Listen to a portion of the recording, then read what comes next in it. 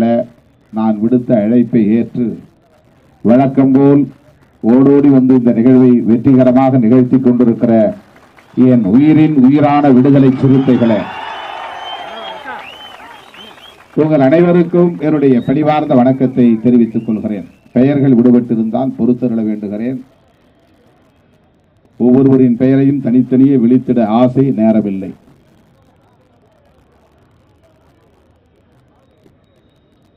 பொன்பரப்பியில் நடந்தது ஒரு ஜனநாயக படுகொலை. இதை திருமாவளவன் சொல்லி தெரிய வேண்டும் என்பதில்லை.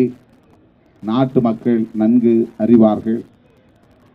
நாம் கூட்டணியில் இருக்கிறோம் என்பதற்காக மட்டுமே நம்முடைய கூட்டணி கட்சி தலைவர்கள் இங்கே வந்திருக்கிறார்கள் என்று எண்ணிவிடக் கூடாது. ஜனநாயகத்தை பாதுகாத்தாக வேண்டும் என்கிற பொறுப்புணர்வோடு இங்கே நம்முடைய கூட்டணி கட்சி தலைவர்கள் இந்த மேடைக்கு வந்திருக்கிறார்கள் என்பதை நான் பெருமிதத்தோடு பதிவு செய்ய விரும்புகிறேன். எனக்கு பாதுகாப்பு வேண்டும் என்கிற அந்த பாதுகாப்பற்ற உணர்ச்சியிலிருந்து இந்த நிகழ்வை நாம் ஒருங்கிணைக்கவில்லை.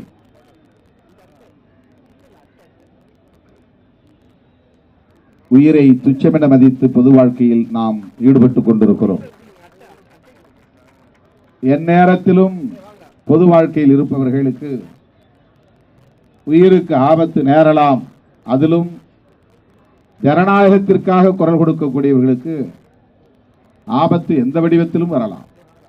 ஒரு இயக்கத்தை சார்ந்து செயல்பட்டால்தான் ஆபத்து என்று இல்லை. கௌரி லங்கேஷ் எந்த இயக்கத்தையும் சார்ந்தவர் அல்ல. பேராசிரியர் கல்புர்கி ஒரு கட்சியின் தீவிரமான செயற்பாட்டாளர் அல்ல.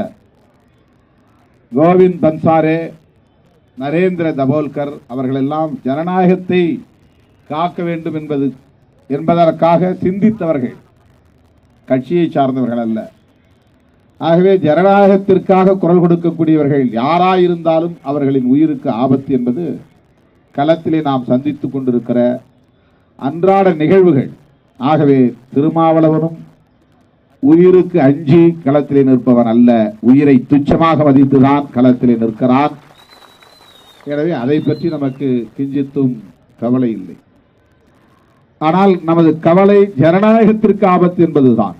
திருமாவளவனின் உயிருக்கு ஆபத்து என்பதல்ல, ஜனநாயகத்திற்கு ஆபத்து. எப்படிப்பட்ட சக்திகள் அரசியல் களத்திலே இன்றைக்கு தலையெடுக்கிறார்கள், தலை தூக்குகிறார்கள், வலிமை பெற்று வருகிறார்கள், இதுதான் நம்முடைய கவலை. அகில இந்திய அளவில் இந்த நாட்டுக்கு பெரும் தீங்கை விளைவிக்கக்கூடிய நாசகார சக்தி பாரதிய ஜனதா கட்சி. தமிழகத்தில் அதன் பிரதியாக இருப்பது பாட்டாளி மக்கள் கட்சி. இந்த இரண்டு கட்சிகளும் அனைத்து வரம்புகளையும் மீறி, அனைத்து மரபுகளையும் மீறி ஜனநாயகத்தை சிதைத்து அதிகாரத்தை நுகர வேண்டும் என்று துடிக்கிற கும்பல். இவர்களால் நாட்டுக்கு ஆபத்து, அரசியலமைப்பு சட்டத்திற்கு ஆபத்து, ஜனநாயகத்திற்கு ஆபத்து, உழைக்கும் மக்களுக்கு ஆபத்து. இதை இந்த தருணத்தில் நாம் உணர தவறினால் நாம் நாட்டுக்கு மக்களுக்கு துரோகம் இழைத்தவர்களாக ஆகிவிடும். திருமாவளவன் சிதம்பரம் தொகுதியிலே வெற்றி பெற வேண்டும் என்பதல்ல முக்கியம். ஜனநாயகம் தோற்றுவிடக் கூடாது என்பதுதான் முக்கியம். ஜனநாயகம் அழிக்கப்பட்டு விடக்கூடாது என்பதுதான் முக்கியம். நான் சிதம்பரத்திலேயே சொன்னேன், இவர்களுக்கெல்லாம் ஏப்ரல் 18ஆம் தேதி தான் ஒரே இலக்கு. மே 23ஆம் தேதி முடிவுக்காக காத்துக் கொண்டிருப்பார்கள்.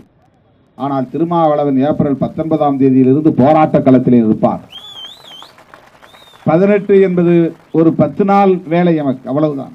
அதற்கு முன்னும் நான் தயாராகவில்லை, பின்னும் அதை பற்றி கவலைப்படவில்லை. ஏப்ரல் 2ஆம் தேதியிலிருந்து பிரச்சாரத்தை தொடங்கினேன். 16ஆம் தேதியோடு முடிந்து விட்டது என் வேலை, அவ்வளவுதான். தேர்தல் வேலை. வெறும் தேர்தலுக்காகவே கட்சி நடத்தக்கூடியவன் அல்ல திருமாவளவன். அது இடையிலே வந்து போகிற ஒரு பல நிகழ்வுகளில் அது ஒரு நிகழ்வு, பல வேலை திட்டங்களில் அது ஒரு வேலை திட்டம், அவ்வளவுதான். எனவே தோல்வியை பற்றி, தனிப்பட்ட திருமாவளவனின் தோல்வியை பற்றி நான் கவலைப்படவில்லை. ஜனநாயகம் தோற்றுவிடக் கூடாது. புரட்சியாளர் அம்பேத்கர், தந்தை பெரியார் என்கிற அந்த மா மனிதர்கள் எந்த ஜனநாயகத்தை காப்பாற்ற வேண்டும் என்பதற்காக தம் வாழ்வை ஒப்படைத்துக் கொண்டார்களோ அந்த மாமனிதர்களின் கனவு வீணாகிவிடக்கூடாது. மக்கள் விரோத சக்திகள் வலிமை பெற்றுவிடக்கூடாது. ஆகவே இந்த இரண்டு சக்திகள் தான் இந்த தேசத்தை சீரழித்துக் கொண்டிருக்கிற, ஜனநாயகத்தை சிதைத்துக் கொண்டிருக்கிற நாசகார சக்திகள் என்பதை நாட்டு மக்கள் புரிந்து கொள்ள வேண்டும். இது முதல் கவலை.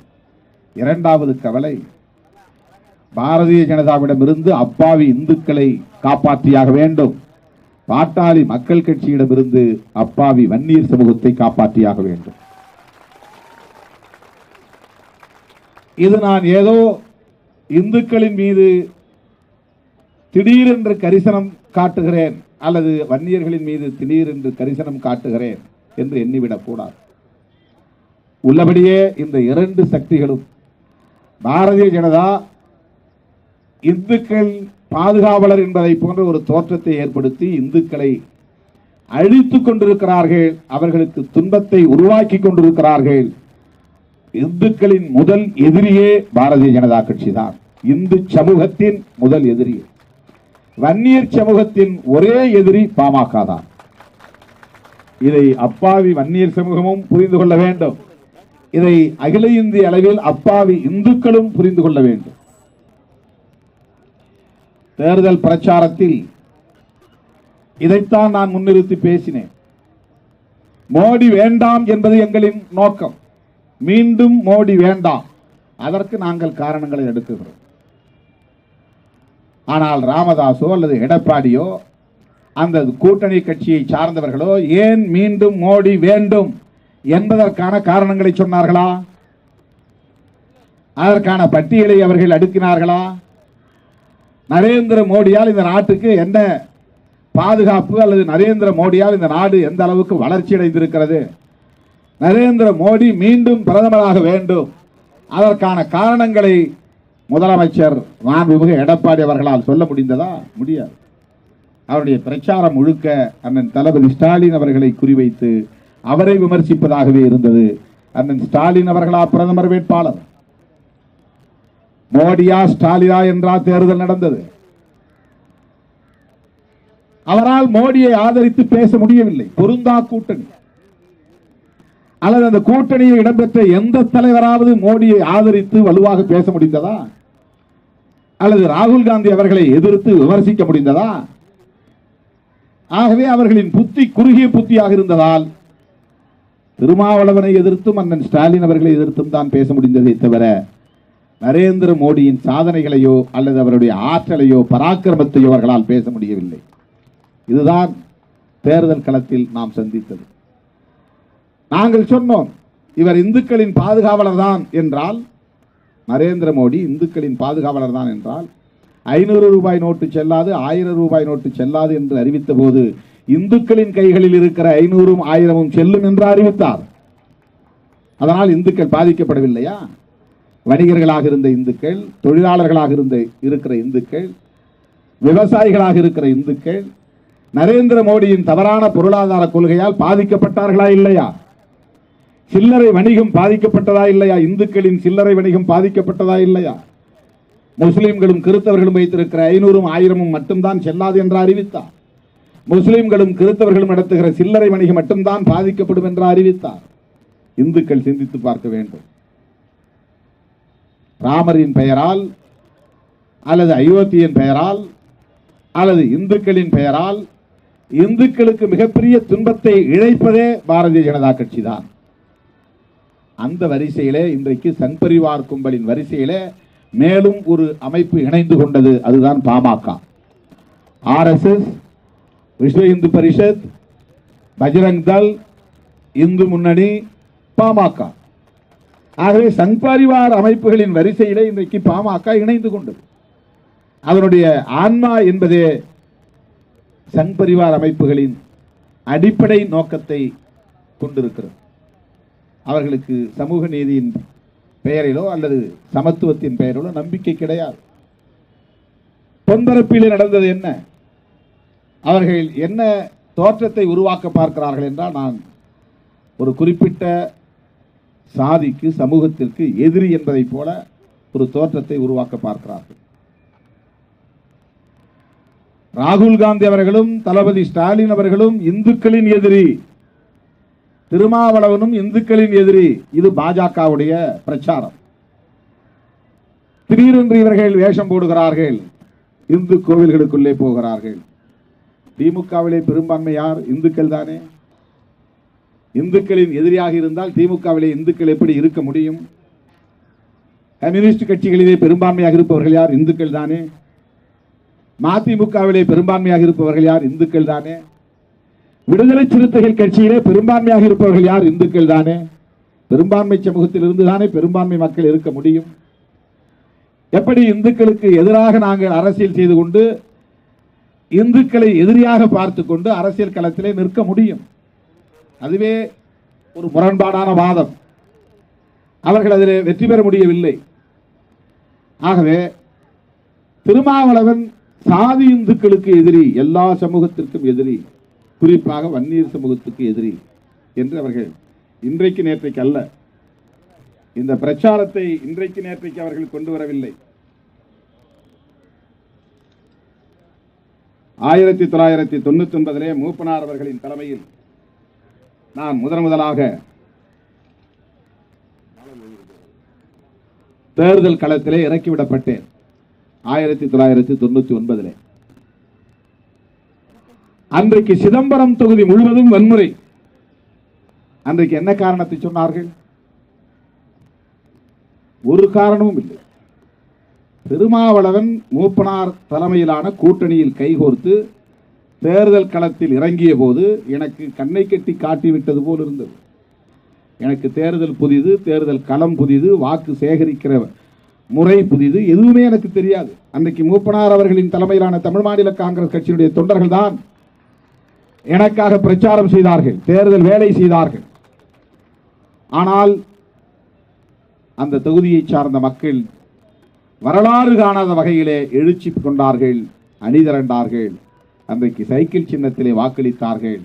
சைக்கிள் சின்னத்தில் வாக்களிக்கிறீர்களா என்று இந்திய அரசியல் வரலாற்றிலே இல்லாத அளவுக்கு, தமிழ்நாட்டு அரசியல் வரலாற்றிலே இல்லாத அளவுக்கு கொடூரமான வன்முறையை கட்டவிழ்த்து விட்ட வன்முறை கட்சி பாமக. அவ்வளவு மோசமாக 90க்கு மேற்பட்ட கிராமங்களில் தாக்குதல் நடத்தினார்கள். 15 கிராமங்களை தீ வைத்து கொளுத்தினார்கள். கிட்டத்தட்ட 100 இளைஞர்களை காயப்படுத்தினார்கள். சேத்தியாத்தோப்பிலே ஒரு இளைஞரின் கை இன்றைக்கும் இல்லை. என்ன குற்றம் இழைத்தார்கள்? திருமாவளவனுக்கு சைக்கிள் சின்னத்திலே ஓட்டு போட்டார்கள் என்பதை தவிர வேறு என்ன குற்றம் இழைத்தார்கள்?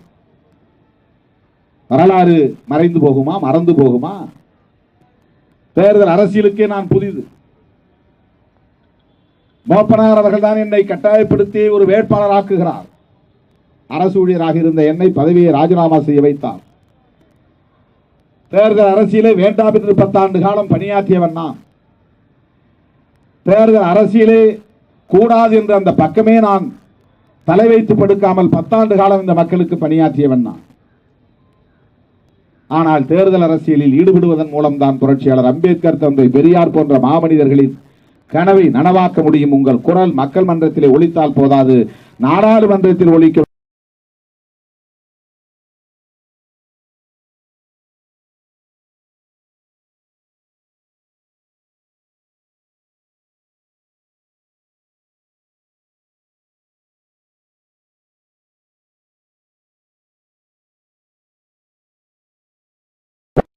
ஒரு வார காலம் தொடர் சாலை மறியல் போராட்டத்தை நடத்தினீர்கள். அப்போது நான் கல்லூரி மாணவன், அரசியல் எனக்கு தெரியாது. வேடிக்கை பார்க்கக்கூடிய மாணவர்களில் நானும் ஒருவன். எம்ஜிஆர் முதலமைச்சர் புரோக்கலின் மருத்துவமனையிலே படுத்து கிடந்தார். இவர் போராட்டம் நடத்துகிற தேதி, எந்த தேதியை தேர்வு செய்தார் என்பதிலிருந்து இவருடைய வன்முறை புத்தியை நீங்கள் புரிந்து கொள்ளலாம். அவர் தேர்வு செய்த தேதி செப்டம்பர் 17, பெரியார் பிறந்த நாள். அது அல்ல முக்கியம். அந்த தேதியில் தான் தலைவர் கலைஞர் அவர்கள் தான் கடுமையாக அரும்பாடுபட்டு உழைத்து தொண்டர்கள், திமுக தொண்டர்களிடையே நிதி திரட்டி இன்றைக்கு பிரமாண்டமாக நிமிர்ந்து நிற்கிற மாளிகை அண்ணா அறிவாலயத்தை கட்டி முடித்து அன்றைக்குத்தான் திறப்பு விழா நடத்துகிறார். தோழமை கட்சி தலைவர்கள் எல்லாம் வந்து பங்கேற்கிறார்கள். மதுரை ஆதீனம் அந்த நிகழ்ச்சியிலே பங்கேற்கிறார். எம்ஜிஆரோடு மிக நெருக்கமாக இருந்த நாஞ்சிலார் திராவிட முன்னேற்ற கழகத்திற்கு வந்து அப்போது மிக முக்கியமான பொறுப்பிலே இருந்தார். அவரெல்லாம் இந்த நிகழ்ச்சியிலே பங்கேற்றார். பேராசிரியர் அன்பழகன் பங்கேற்றார். ஒவ்வொரு ஆண்டும் திமுக முப்பெரும் விழா நடத்தும், எல்லோருக்கும் தெரியும். செப்டம்பர் 15 அண்ணா பிறந்த நாள், செப்டம்பர் 16 திமுக பிறந்த நாள், செப்டம்பர் 17 பெரியார் பிறந்த நாள்.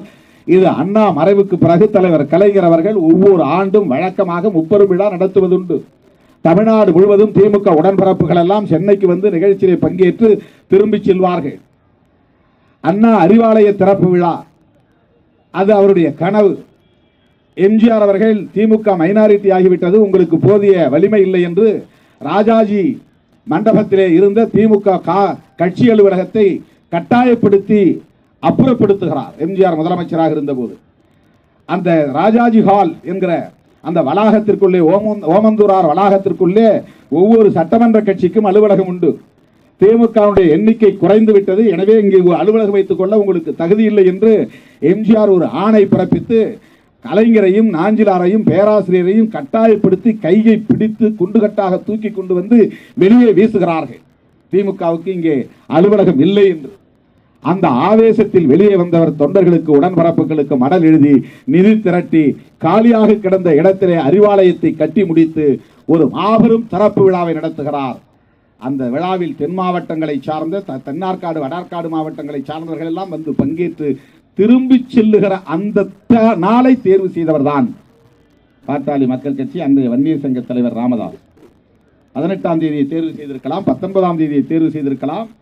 திமுகவினர் திரும்பி வருகிற நாளை பார்த்து தேர்வு செய்து அவர்கள் வருகிற போது வழியிலே மரங்களை வெட்டி போட்டு வன்முறை வரும் என்று தெரிந்தும் வரட்டும் என்று போராட்டம் நடத்தியவர்.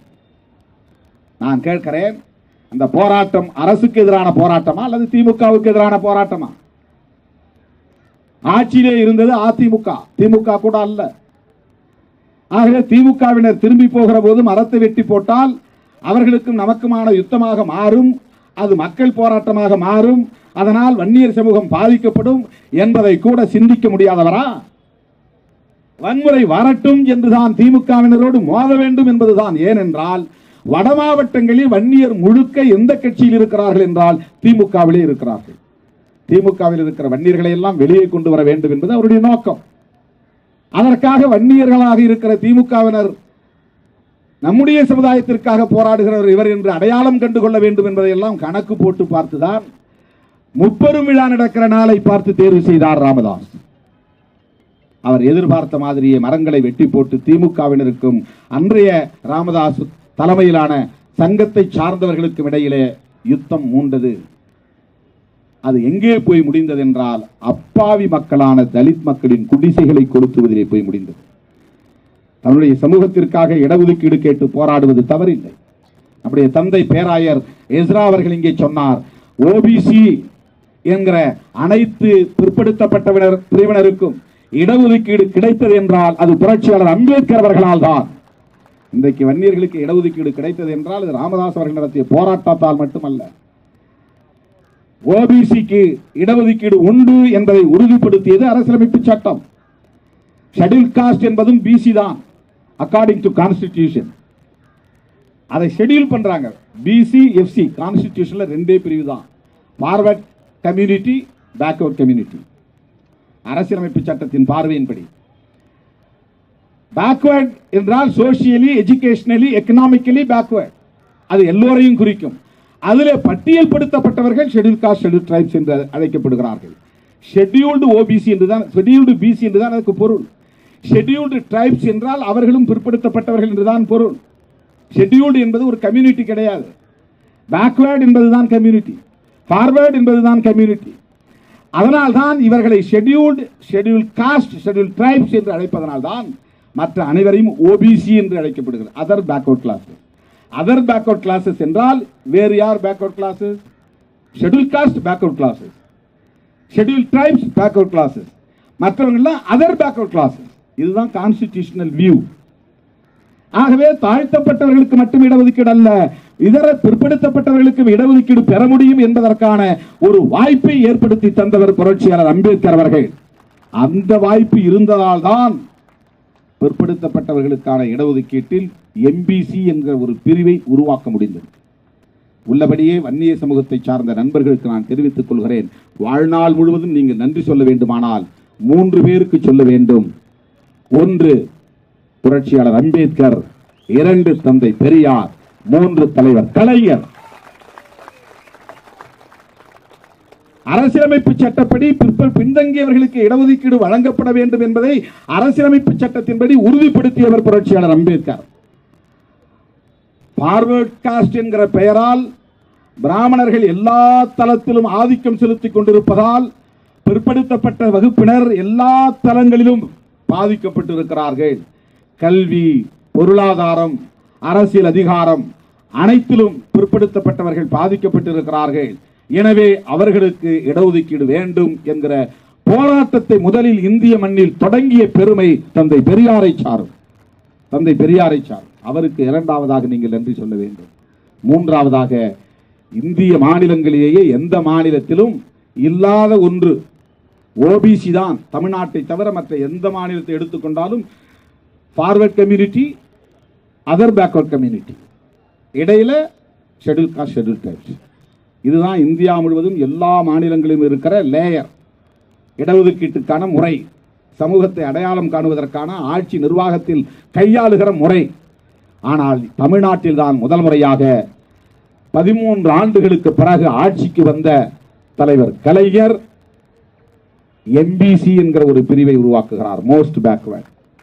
தமிழ்நாட்டில் வேற, இந்தியாவில் வேற எந்த மாநிலத்திலும் கிடையாது. அதுல 108 சமூகத்தை சேர்க்கிறார். பேக்வர்ட் கிளாஸ் அப்படிங்கிறதுல மொத்தமா 50% இடஒதுக்கீடு இருந்துச்சு. இந்த 50% இடஒதுக்கீட்டில் யார் ஆதி காலத்தில் மிகவும் வலிமை மிக்கவர்களாக இருந்தார்களோ அவர்களே அந்த இடஒதுக்கீட்டை நுகர்ந்து கொண்டிருக்கிறார்கள். அதிலேயே மிகவும் பஞ்சடைந்து கிடக்கிற எளிமையான மக்கள், எளிய மக்கள் அந்த இடஒதுக்கீட்டை நுகர முடியவில்லை, போட்டி போட முடியவில்லை. இந்த நுட்பத்தை புரிந்து கொண்ட தலைவர் கலைஞர் அவர்கள் 108 சாதிகளை ஒன்றாக சேர்த்து, அதிலே ஒன்று வன்னியர், அனைவருக்கும் 20 விழுக்காடு இடஒதுக்கீட்டை வழங்கியவர். இந்த 20 விழுக்காடு வந்த பிறகுதான் சவுத் ஆர்காட், நார்த் ஆர்காட், சேலம், தருமபுரி மாவட்டங்களில் மிகவும் பின்தங்கிய நிலையில, மிக மிக மோசமான நிலையில குடிசைகளில் வாழ்ந்த வன்னியர் சமூகம் இன்றைக்கு தலைநிமிர்ந்திருக்கிறது என்றால் அதற்கு வித்திட்டவர் தலைவர் கலைஞர். எம்பிசி என்கிற ஒரு பிரிவை உருவாக்கி அவர்களுக்கு இடஒதுக்கீட்டை தந்தவர். நான் கேட்கிறேன், அந்த போராட்டத்திலே 20க்கும் மேற்பட்டவர்கள் சுட்டுக் கொல்லப்பட்டார்களே, அவர்களின் குடும்பத்திற்கு டாக்டர் ராமதாஸ் என்ன செய்தார்? தலைவர் கலைஞர் முதலமைச்சராக வந்த பிறகுதான் அந்த குடும்பத்தினருக்கு மீண்டும் மறுவாழ்வு அளிக்கக்கூடிய வகையில தலா 3 லட்சம் ரூபாய் இழப்பீடு வழங்கினார். பாதிக்கப்பட்ட குடும்பத்தினருக்கு இன்றைக்கும் பென்ஷன் வழங்கினார். அந்த குடும்பத்தினரை திரும்பி பார்க்காதவர் தான் டாக்டர் ராமதாஸ். குடிசைகளை கொளுத்தினார்கள் என்கிற வேதனை தலித் மக்களுக்கு ஒரு புறம் இருந்தாலும் தலித் மக்கள் எந்த குற்றமும் செய்யவில்லை. இடஒதுக்கீடு போராட்டத்தை எதிர்த்தார்களா? வன்னியர்களுக்கு இடஒதுக்கீடு கொடுக்க கூடாது என்று எந்த இடத்திலாவது ஒடுக்கப்பட்ட மக்கள், தலித் மக்கள் அந்த போராட்டத்திற்கு எதிராக கருத்து சொன்னார்களா?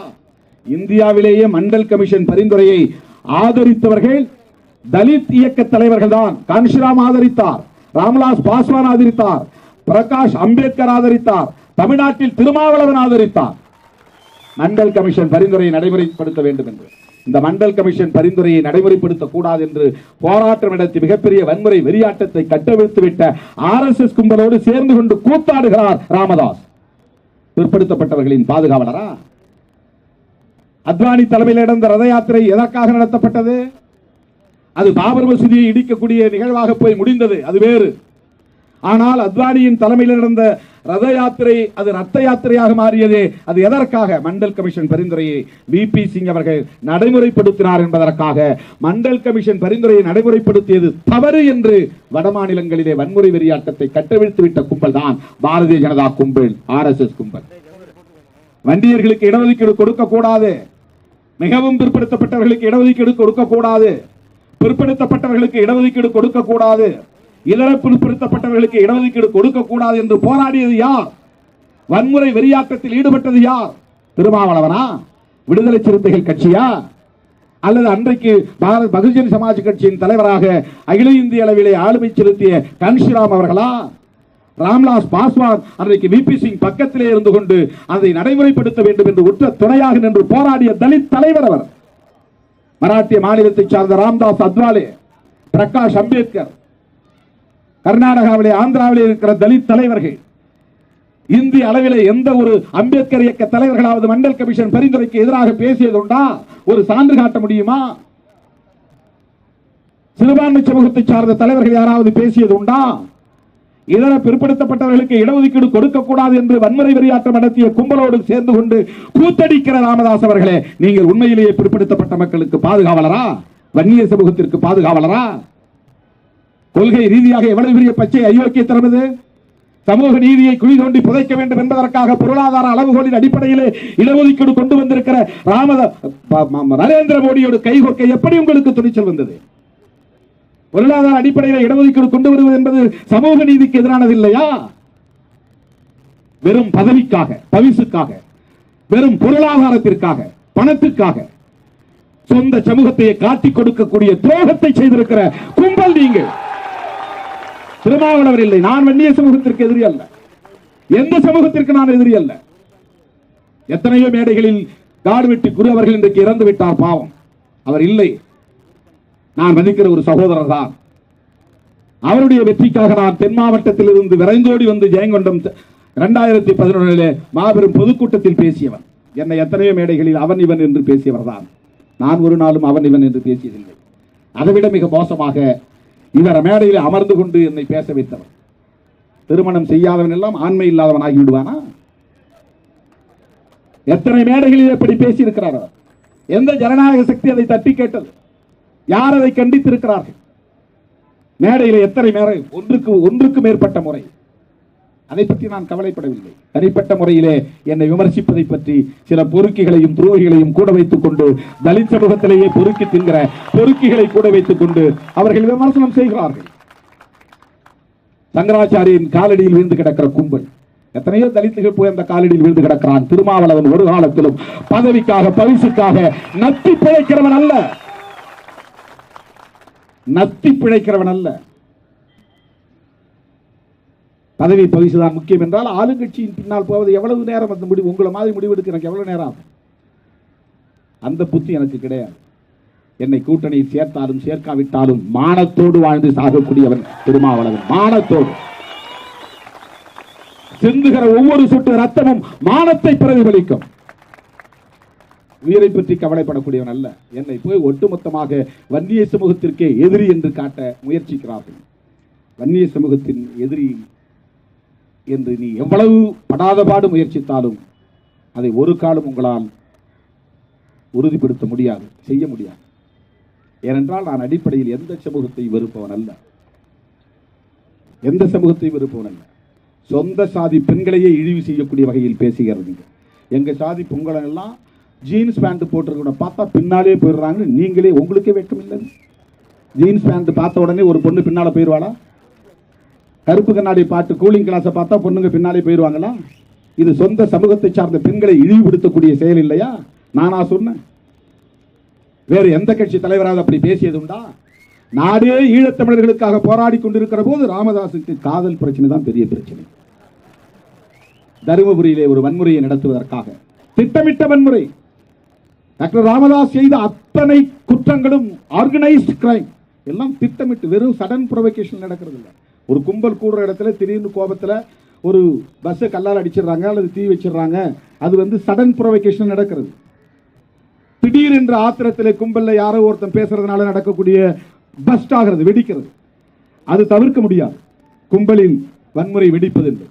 ஆனால் டாக்டர் ராமதாஸ் செய்த ஒவ்வொன்றும் ஆர்கனைஸ்ட் கிரைம்ஸ். நீ சமூக நீதிக்காக நடத்தின போராட்டம் என்பது திட்டமிட்டு நடத்திய ஆர்கனைஸ்டு கிரைம். அது இத்தனை இடங்களில் மரங்களை வெட்டி போட வேண்டும், இவர்களை தாக்க வேண்டும், குடிசைகளை கொளுத்த வேண்டும், அப்போதுதான் கவனம் நம் பக்கம் திருப்பப்படும் என்று குடிசைகளை கொளுத்தி ஒரே நாளில் தமிழகத்தின் கதாநாயகராக மாறியவர் அவர். மரக்காணம் வன்முறை திட்டமிட்டு நடத்தப்பட்ட வன்முறை, தருமபுரி வன்முறை திட்டமிட்டு நடத்தப்பட்ட வன்முறை. மக்களே, பாதிக்கப்பட்ட மக்களே ஒருவருக்கொருவர் மோதிக்கொண்டு விடுத்திருந்தால் அது வேறு. வன்னியர் தரப்பிலே கூட மக்கள் ஆத்திரப்படலாம், பாதிக்கப்பட்டிருந்தால் ஆத்திரப்படலாம், அது தவறில்லை. வன்முறையில் ஈடுபடலாம், அது கூட தவறில்லை. அது சடன் புரோவோகேஷன். ஆனால் அது திட்டமிட்டு பல மாவட்டங்களில் இருந்து ஆட்களை திரட்டி கொண்டு போய் அரை மணி நேரத்தில் அந்த நத்தம் பகுதிக்கு போகக்கூடிய எல்லா சாலைகளிலும் மரங்களை வெட்டி போட்டுவிட்டு காவல்துறையின் துணையோடு 6 மணி நேரம் நடத்தப்பட்ட திட்டமிட்ட வன்முறை அது. திருமாவளவனை அதற்கு ஒரு அடையாளமாக காட்டி எந்த சமூகத்திற்கு எதிராகவும் நான் தனிப்பட்ட முறையிலே விமர்சனம் செய்தது இல்லை. யாரோ எவனோ பேசியதெல்லாம் நான் பேசியதாக. எவனோ உடுமலைப்பேட்டை சங்கர் இந்த கட்சியை சார்ந்தவனா, அவன் காதலித்தது எனக்கு எப்படி தெரியும்? இளவரசன் இந்த கட்சியை சார்ந்தவனா, அவன் காதலித்தது எனக்கு எப்படி தெரியும்? கேட்க நாதி இல்லை என்பதனால் எல்லா குற்றங்களுக்கும் திருமாவளவன் மீது பழி போட வேண்டுமா? அனைத்து சமுதாய பேரியக்கம் என்கிற பெயரால் ரவுடிகளை எல்லாம் ஒருங்கிணைத்து, தமிழ்நாட்டில் உள்ள எல்லா ரவுடிகளையும் ஒருங்கிணைத்து ஒரு மேடையிலே திருமாவளவன் தான் இதற்கு காரணம் என்று சொல்லுவதால் அவர்கள் அதை நம்பி என்னை கொலை செய்ய முயற்சிக்கிறார்கள். அதற்காக நான் என்ன பின்வாங்கி விட்டேனா? ஓடி ஒளிந்து விட்டேனா? ஜனநாயகத்தின் பக்கம் நான் இருக்கிறேன். என் மீது ஏன் தனிப்பட்ட இந்த காழ்ப்பு? ஒன்றை நான் சொல்லுகிறேன் தோழர்களே, தனிப்பட்ட காழ்ப்பு இல்லை. அவர் ஒரு சோசியல் இன்ஜினியரிங், ஒரு ஸ்ட்ராட்டஜியை புரிஞ்சு வச்சிருக்கிறார். அதை தான் நீங்க புரிஞ்சுக்கணும். தனிப்பட்ட முறையிலே திருமாவளவன் மீது காழ்ப்புணர்ச்சி இல்லை, கோபம் இல்லை. திரும்ப திரும்ப நேற்று இந்த வழக்கறிஞர் பாலு ஒரு பேட்டியில் சொல்றார், இது திமுக தான் திருமாவளவனுக்கு பின்னால் இருந்து தூண்டி விடுது. புதுசாக கண்டுபிடித்திருக்கிறார்கள். இவ்வளவு நாளா திருமாவளவன் தான் காரணம் சொல்லிட்டு இருந்தவங்க அப்பப்ப தேவைப்படும் போதெல்லாம் எப்ப திமுக இவங்களுக்கு துணையா இல்லையோ அவங்களுடைய ஒரே நோக்கம் என்ன தெரியுமா? தமிழ்நாட்டு அரசியல் ரெண்டு துருவமா இருக்கு, திமுக அதிமுக. இதில் எதையாவது ஒன்று அடிச்சு காலி பண்ணாதான் அந்த ரெண்டாவது துருவத்தில் ஒரு துருவமா தான் வர முடியும்னு அவர் நம்புறாரு. அதான் கணக்கு, கால்குலேஷன். DMK versus ADMK. அதை டிஎம்கே வெர்சஸ் பிஎம்கேன்னு மாற்றணும், அல்லது ஏடிஎம்கே வெர்சஸ் பிஎம்கேன்னு மாற்றணும். அதுக்கு ஏதாவது ஒரு கட்சியை அழிக்கணும். உங்க பாட்டனே வந்தாலும் முடியாது. திமுகவையும் அதிமுகவையும் எத்தனையோ பேர் மன்னாதி மன்னன்லாம் மோதி பார்த்துட்டு போயிட்டார். அண்ணா செத்த உடனே கலைஞர் இது திமுக அழிஞ்சு போகணும்னு நினைச்சாங்க. கலைஞர் ஒரு மகத்தான ஆளுமை 60 ஆண்டு காலம் அந்த இயக்கத்தை கட்டி காப்பாற்றி இருக்கிறார். 50 ஆண்டு காலம். கலைஞர் போன உடனே அது காலி ஆயிருன்னு கணக்கு பண்ணாங்க. தளபதி ஸ்டாலின் அதே வாரிசு, கலைஞரின் வாரிசு என்பதை இன்றைக்கு அவர் வெற்றிகரமாக கூட்டணி அமைத்ததிலேயே புரிந்து கொள்ள வேண்டும். அதனால்தான் நான் சிதம்பரம் கூட்டத்தில் சொன்னேன், இன்னும் 50 வருஷம் ஆனாலும் திமுகவை எந்த கொம்பனாலும் அழிக்க முடியாதுன்னு நான் சொன்னேன். ஏன்னா இவர் இந்த கூட்டணி அமைக்கிறதுல கொஞ்சம் ஃபெயிலியர் ஆயிருந்தால், ஏன்னா இந்த கூட்டணியை சிதைக்கிறது முயற்சி பண்ணாங்க. நாம போய் பேசுற மாதிரி பேசுவோம். திமுகவும் பாமகவும் பேசுதுனாலே திருமாவளவன் கோவப்பட்டு வெளியே போயிடுவான். திருமாவளவன் கோவப்பட்டு வெளியே போனான்னா அந்த கூட்டணியில் ஒரு உரசல் ஏற்படும் அல்லது ஒரு சிதறல் ஏற்படும் அப்படின்னு அவங்க கணக்கு போட்டாங்க. உங்களுடைய தந்திரத்தை புரிந்தவன் தான் திருமாவளவன், உங்க தந்திரத்தை புரிந்தவர் தான் திமுக தலைவர் தளபதி ஸ்டாலின். அவரும் ஒரு லெவல் வரல விட்டு பிடிச்சார்.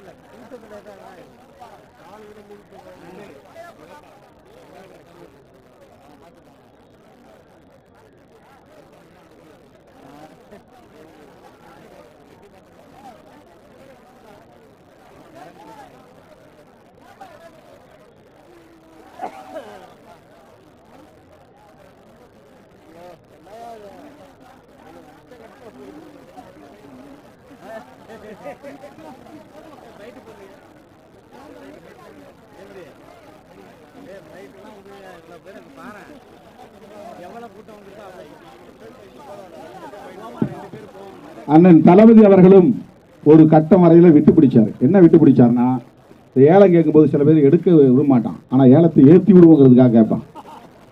ஏலத்தை ஏற்றி விடுவேன், குறைஞ்ச ஏலத்தில் அவன் எடுக்கக்கூடாது. அதனால 300ன்னு ஒருத்தன் கேட்டவனே இவன் 500ன்னு போய் ஏற்றி விடுவான். ஆனா இவன் எடுக்க போறதில்லை. அந்த மாதிரி பாமகவை சேர்க்க போறதில்லை, ஆனா ஏலத்தை ஏற்றி விடுவோம். இல்லைன்னா வெறும் 100 கோடியில் முடிய வேண்டிய ஏலம் அது 500 கோடி ஏற்றி விட்டு எடப்பாடிக்கு 400 கோடி நஷ்டத்தை ஏற்படுத்தி வைத்தார் அண்ணன் தளபதி அவர்கள்.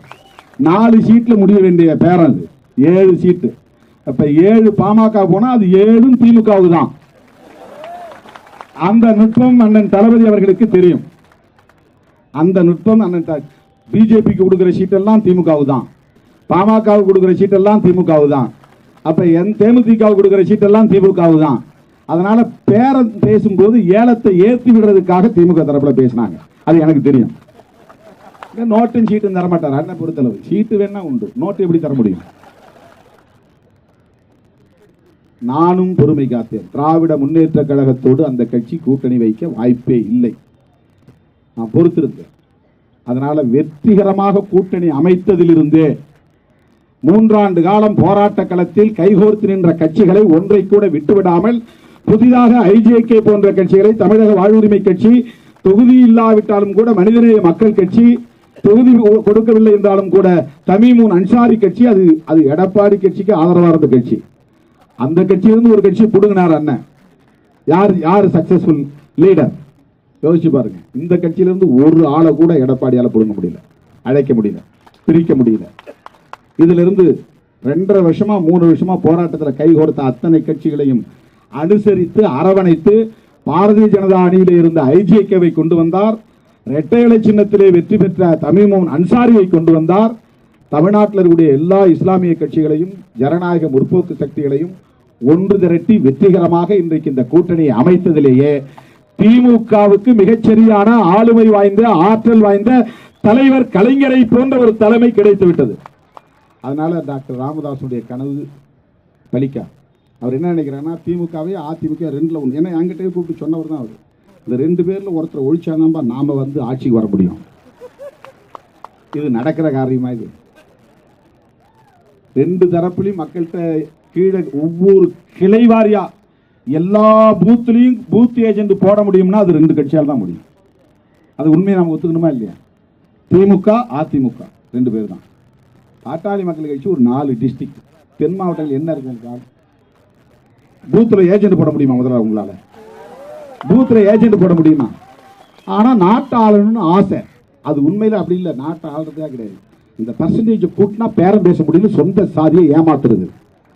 சாதியை சொல்லி சொல்லி அதன் மூலமா தன்னுடைய சொந்த சாதியை சார்ந்த காங்கிரஸ்ல இருக்கிற வன்னியெல்லாம் எனக்கு போடு, திமுகவில் இருக்கிற வன்னியெல்லாம் எனக்கு போடு, கம்யூனிஸ்ட்ல இருக்கிற வன்னியெல்லாம் எனக்கு போடு. அப்ப பர்சன்டேஜ் உயர்ந்த உடனே பேரம் பேசலாம். சமூகத்தை ஏமாத்துறது. முதலமைச்சராக வாய்ப்பே இல்லை என்பது அவர்களுக்கு தெரியும். அதுக்கு வாய்ப்பே கிடையாது. ஏன்னா 3-4 மாவட்டத்தில் தான் வந்து கட்சி இருக்கு, 32 மாவட்டத்தில். ஆனால் அவருக்கு அப்படி ஒரு எண்ணம். ஏன் இதை நான் சொல்லுகிறேன் என்று சொன்னால், அவருக்கு ஒரு ஸ்ட்ராட்டஜி இருக்கு. திருமாவளவன் என்கிற தனிநபரை எதிர்ப்பதல்ல, தலித் வெறுப்பை இங்கே கட்டமைப்பதன் மூலம் பிற சமூகத்தினரை எல்லாம் ஒருங்கிணைக்க முடியும் அப்படின்னு ஒரு சோசியல் இன்ஜினியரிங். இது எங்க இருந்து கத்துக்கிறார்னா ஆர்எஸ்எஸ் இருந்து கத்துக்கிட்டார். ஆர்எஸ்எஸ் உடைய நோக்கம் என்ன? இந்துக்களை காப்பாற்றுவதல்ல, இந்துக்களை காப்பாற்றுவதல்ல, இந்து மக்களிடையே இந்து இந்து என்கிற உணர்வை மூட்டி இந்து மக்களின் வாக்கு வங்கியை போலரைஸ் பண்ணுவது, ஒருங்கே திரட்டுவது, அதற்கு இஸ்லாமியர்கள் மீது வெறுப்பு காட்டுவது. பாரு, அவன் வந்து குண்டு வைக்கிறான், இதை வைக்கிறான், அதை வைக்கிறான், பாகிஸ்தானுக்கு ஆதரவா இருக்கிறான், இவங்களால தான் நமக்கு ஆபத்து, இவன் மதம் மாற்றம் செய்கிறான், மதம் மாற்றம் செய். இந்த இந்து மக்களை திரட்டுவதற்காக முஸ்லீம் வெறுப்பை, கிறிஸ்தவர் வெறுப்பை மக்கள் தானா மாறுறாங்க. நான் இருளர் சமூகத்தை பார்க்க போனேன், கிள்ளைக்கு பக்கத்தில். அவங்க எல்லாம் கன்னி மாரியம்மன், முத்து மாரியம்மன் சாமிட்டு இருந்து ஆழம் எடுத்துட்டு வந்து எனக்கு திருநீர் வச்சாங்க, குங்குமம் வச்சாங்க. பேசிக்கிட்டே இருந்த உடனே அவங்களுக்கு திடீர்னு ஒரு முக்தி, ஒரு உணர்ச்சி வந்து ஜெபம் பண்ண ஆரம்பிச்சிட்டாங்க. திடீர்னு ஏசப்பாவை நினைச்சு ஜெபம் பண்ண ஆரம்பிச்சிட்டாங்க. என்ன எனக்கு அதிர்ச்சியா இருந்தது. என்ன எப்படி நீங்க எப்படின்னா, ஆமாங்க நாங்க வந்து இந்துக்கள் தான், ஆனா எங்களுக்கு ஏசப்பா மேல நம்பிக்கை. இதுக்கு யார் காரணம்? திருமாவளவனா காரணம்? இது ஏசப்பா தான் காரணம். நானா காரணமா இருக்க முடியும்? பிஜேபி காரனுக்கு நான் தெரிவித்துக் கொள்கிறேன், நீ என்ன பாடுபட்டாலும் இந்த மக்கள் ஒன்னு கிறிஸ்தவத்துக்கு போவான், இல்லைன்னா இஸ்லாத்துக்கு போவான். ஏன்னா அங்கதான் மரியாதை கிடைக்கும், அங்கதான் மரியாதை கிடைக்கும். அதுக்கு யார் பொறுப்பு? மதம் மாற்றம் செய்கிறார்கள். நான் கேட்டேன், உங்களை யாருப்பா இது மாதிரிலாம் மதம் மாற்றினது? திடீர்னு நல்லா இந்து மாரியம்மன் அது பேசியிருந்தாங்க. திடீர்னு பெண்கள்லாம் முக்காடு போட்டுக்கிட்டு ஆண்டவரே கர்த்தரேன்னு ஆரம்பிச்சிட்டாங்க, என் தலையில கை வைக்க ஆரம்பிச்சிட்டாங்க. அவ்வளவு பேர் உட்கார்ந்து, அவ்வளவு பேர் இருளர் குடி, பழங்குடி மக்களை சார்ந்தவர்கள். இதெல்லாம் இவங்க காரணமா சொல்லி முஸ்லீம் வெறுப்பு, கிறிஸ்தவ வெறுப்பு சொல்லி இந்து சமூகத்தை ஒருங்கே திரட்டுவது, அது அவங்க புத்தி, அவங்க உத்தி, அதான் ஸ்ட்ராட்டஜி.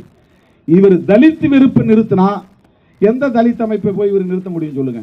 தமிழ்நாட்டுக்குள்ள திருமாவளவன் தான் இந்த இந்துத்துவம் அல்லது அந்த கொள்கை கோட்பாடு, சமூக நீதி, சமத்துவம் இதையெல்லாம் வந்து பேசுறான். இப்ப இவனை வந்து நிறுத்தினாதான் தமிழ்நாடு முழுக்க இந்த இயக்கம் இருக்கிறது. எப்படி திமுக அதிமுக எல்லா கிராமங்களிலும் கிளைகளை கொண்டிருக்கிறதோ அப்படி தமிழ்நாடு முழுவதும் 234 தொகுதிகளிலும் எல்லா கிராமங்களிலும் கிளைகளை கொண்டிருக்கிற ஒரு பேர் இயக்கம். அது வேற அவங்களுக்கு ஒரு பெரிய அச்சுறுத்தல். எல்லா சமூகத்தை சார்ந்தவர்களும் இன்றைக்கு திருமாவளவன் தலைமையை ஏற்று அணிதிரண்டு வருகிறார்கள் என்பது அவர்களுக்கு பேரச்சம். அதனால என்ன ஒரு அடையாளமாக காட்டி தலித் வெறுப்ப ஒரு சோசியல் என்ஜினியரிங்கா அவர் வைக்கிறார். அவரே கொடுத்த வாக்குமூலம் இந்து பத்திரிகையில் வந்திருக்குது. சேலம் கரஸ்பாண்டன்ட் எழுதினது 2011 பிறகு அவர் கொடுத்த பேட்டி. ஒரு சோசியல் இன்ஜினியரிங். எனவே இதெல்லாம் அவர் ஸ்ட்ராட்டஜிக்கலா பண்றார், உத்தியா பண்றார். அதற்கு தன்னுடைய சொந்த சாதியை அவர் பயன்படுத்துறார்.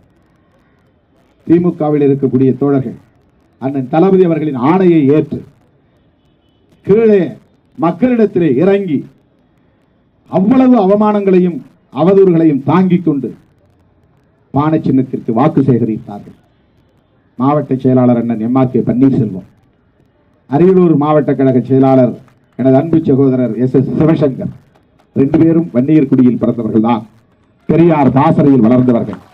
தலைவர் கலைஞரின் அன்பு தம்பிகளாக கழகத்தில் பொறுப்பேற்று இன்றைக்கு பணியாற்றிக் கொண்டிருப்பவர்கள். அவர்களின் தலைமையில் இயங்கக்கூடிய மாமல்லன் ஒரு ஒன்றிய செயலாளர், K.R. செந்தில்குமார் நகர செயலாளர், முத்து பெருமாள் பரங்கிப்பேட்டை ஒன்றிய செயலாளர், மாமல்லன் வந்து குமராட்சி ஒன்றிய செயலாளர், சரவணன் எம்எல்ஏ இன்றைக்கு சட்டமன்ற உறுப்பினராக இருக்கிறார், பொறியாளர் அணி மாநில பொறுப்பாளராக இருக்கிறார், ராயர் முத்துச்சாமி, தங்க ஆனந்த் ஸ்ரீமுஷ்ணம் ஒன்றிய கழக செயலாளர், இவங்கெல்லாம் சோழன், இவர்களெல்லாம் அந்த பகுதியில் இருக்கக்கூடிய வன்னியர் சமூகத்தை சார்ந்த திராவிட முன்னேற்ற கழக தளபதிகள், களத்திலே பணியாற்றிக் கொண்டிருப்பவர்கள்.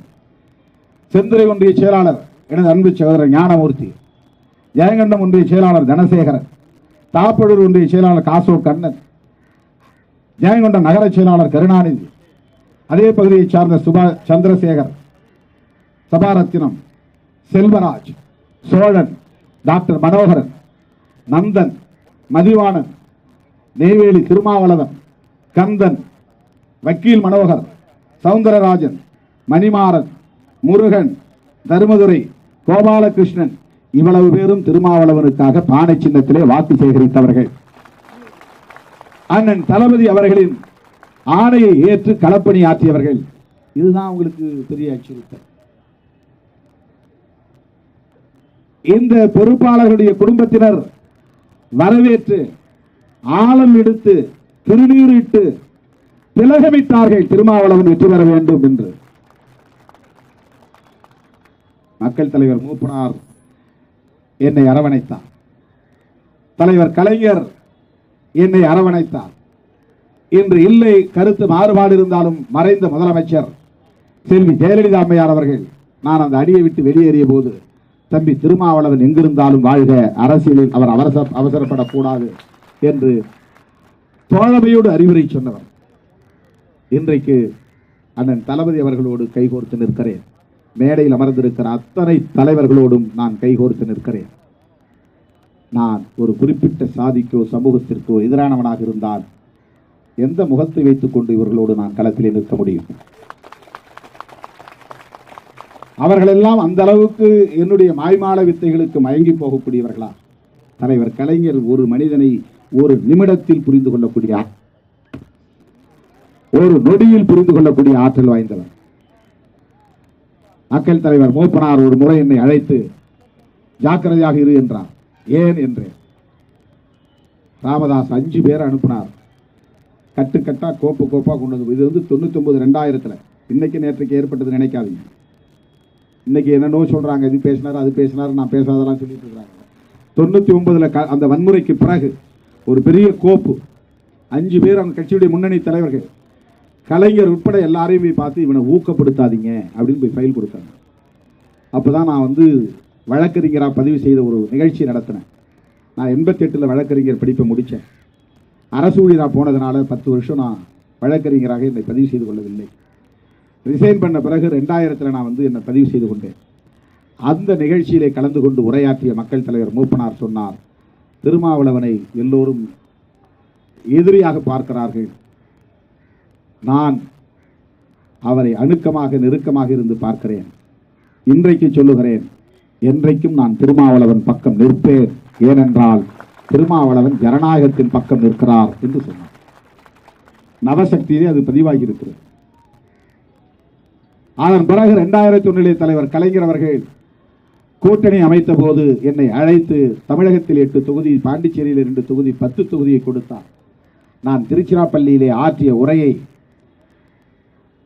முதுபெரும் தலைவர் ஆரம்பி அவர்கள், கலைஞருக்கும் நெருக்கமானவர், எம்ஜிஆருக்கும் நெருக்கமானவர், 2001 திருச்சிராப்பள்ளியிலே வேட்பாளர் அறிமுக கூட்டத்திலே நான் ஆற்றிய உரையை கேட்டவுடன் எனக்கு அடுத்து பேசிய பெரியவர் முதுபெரும் தலைவர் ஆரம்பி அவர்கள் பேசும்போது சொன்னார், யாரோ ஒரு தம்பி பேசினார், அவர் பெயர் எனக்கு தெரியவில்லை, அவர் பேசும்போது நான் கண்ணை மூடிக்கொண்டே கேட்டேன், பேரறிஞர் அண்ணா பேசுவது போல் இருந்தது, இன்னும் அவர் பேச மாட்டாரா, அவர் இன்னும் இந்த பேச்சை தொடர மாட்டாரா என்று எனக்கு தோன்றியது என்று அந்த கூட்டத்திலே என்னை பாராட்டி பேசியவர் முதுபெரும் தலைவர் ஆரம்பி அவர்கள்.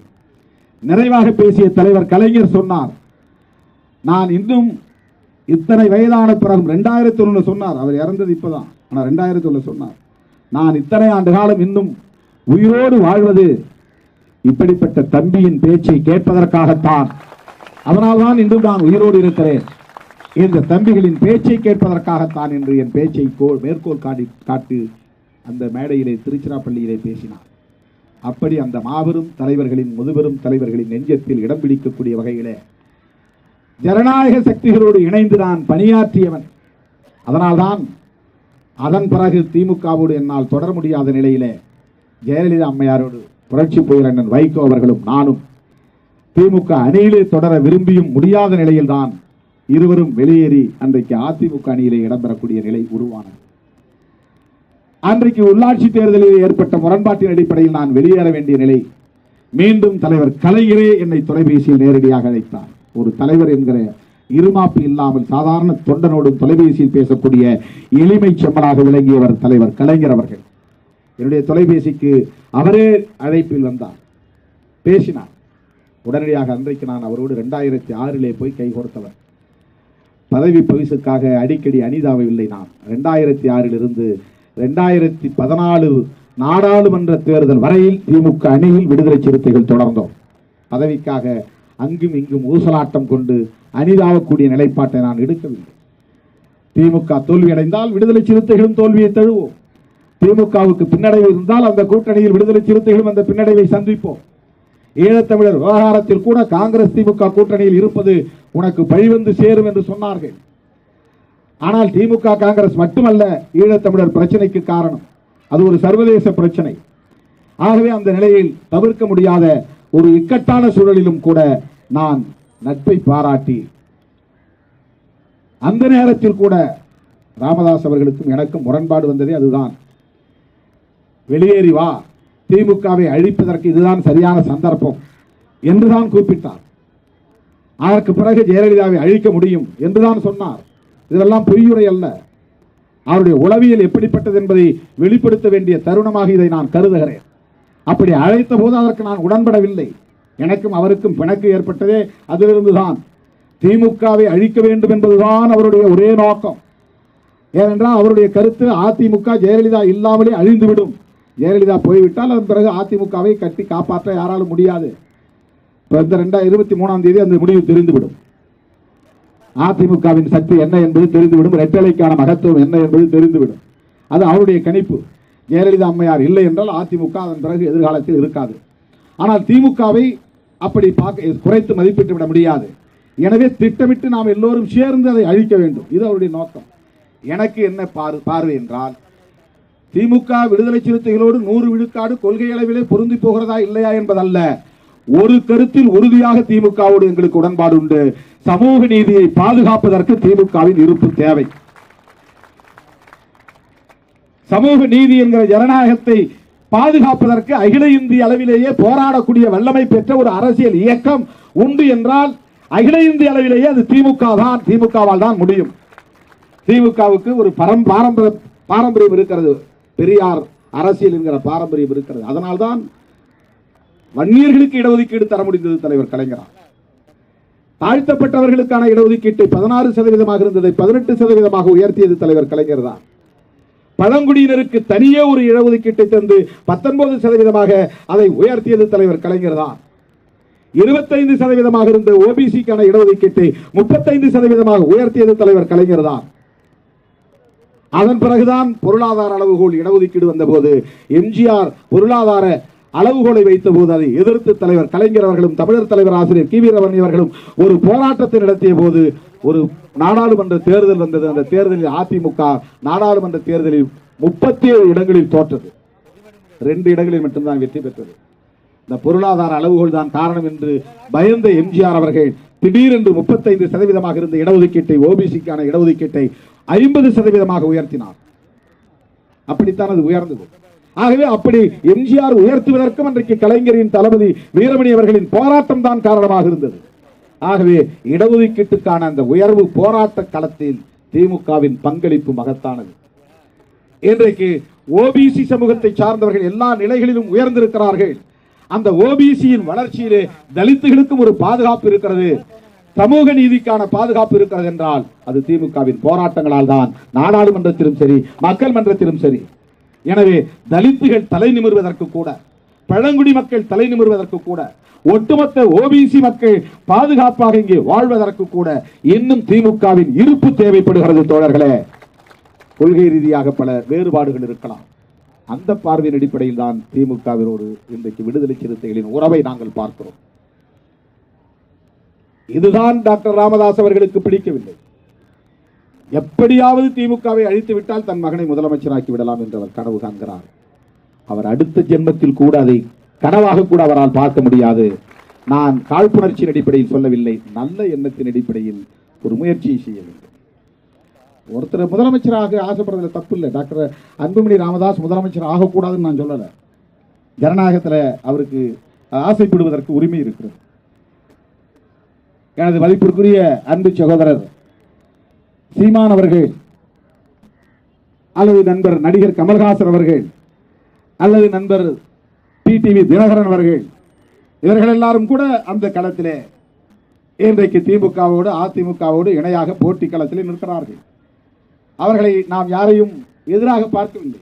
நான் பிரச்சாரத்தில் போய்கொண்டிருந்த போதே நாம் தமிழர் கட்சியை சார்ந்த சிதம்பரம் வேட்பாளர் வந்தார். அவருக்கு நான் சால்வை போர்த்தி வாழ்த்து விட்டுத்தான் நகர்ந்தேன் அந்த இடத்தில் இருந்து. யாராயிருந்தாலும் எந்த கட்சியாக இருந்தாலும் சந்திரசேகரை பார்த்திருந்தால் கூட அவருக்கு நான் சால்வை போர்த்துவேன். எனக்கு அதில் எந்த மாற்று கருத்தும் கிடையாது. எத்தனையோ இடங்களில் வழியிலே இறங்கி அண்ணன் பொன்னார் அவர்களுக்கு நான் வணக்கம் சொல்லியிருக்கிறேன், நன்றி சொல்லியிருக்கிறேன். என் வீடு தேடி வந்து எனக்கு வாழ்த்து சொன்னவர் பாஜகவுடைய மூத்த தலைவர்கள் ஒருவர், பெரியவர் இள கணேசன் அவர்கள். அவரை நான் வரவேற்றிருக்கிறேன். என்னுடைய இல்லத்தில் நான் அமர்ந்திருந்த அந்த பாயில் அவரையும் அமர வைத்து தேநீர் அருந்திருக்கிறோம். ஏன் இதையெல்லாம் சொல்லுகிறேன் என்றால், மனித மாண்பு வேறு, கொள்கை புரிதல் வேறு.